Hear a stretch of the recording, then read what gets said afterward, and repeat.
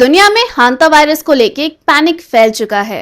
एक international cruise ship से हुए आउटब्रेक ने ग्लोबल हेल्थ अथॉरिटीज को हाई अलर्ट पर डाल दिया है। But before the misinformation spreads, let's perform a clinical autopsy of the facts. It all started with a Dutch couple bird watching in South America. They traveled through Argentina, Chile, and Uruguay, areas home to long-tailed pygmy rice rat. April 1st को उन्होंने MV Hondius cruise ship board किया along with 147 other passengers. Unfortunately 11 अप्रैल को husband और 26 अप्रैल को wife की death हो गई। अब तक टोटल 3 कंफर्म डेथ्स रिपोर्ट हुई है। People from the ship have been safely evacuated and sent to different isolation facilities based on their country's health and symptoms. Hanta virus की 2 मेन कैटेगरीज होती हैं। यूरोप और एशिया में old world strain मिलता है जो कि किडनीज को अफेक्ट करता है, लेकिन इस क्रूज शिप पर इंडी स्ट्रेन पाया गया है जो कि एक न्यू वर्ल्ड कैटेगरी का है।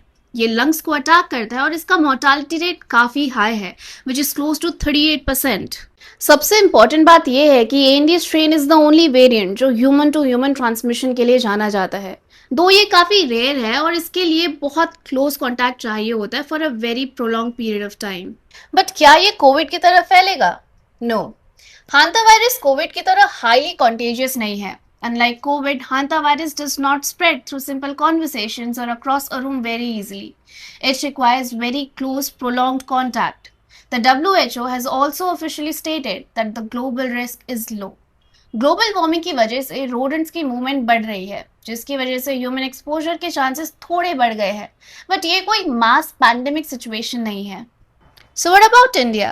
There are 2 Indian crew members from the ship who are currently safe and asymptomatic in the Netherlands.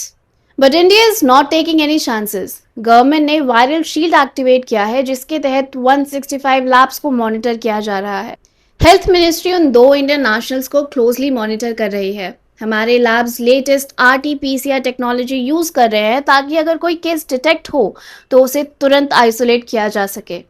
But be cautious. Keep your surroundings rat free to stop the source. Poorly ventilated areas या पुराने store room साफ करते वक्त N95 mask पहनिए ताकि aerosolised dust inhale ना हो। And close contact settings में हाइजीन का ध्यान रखिए।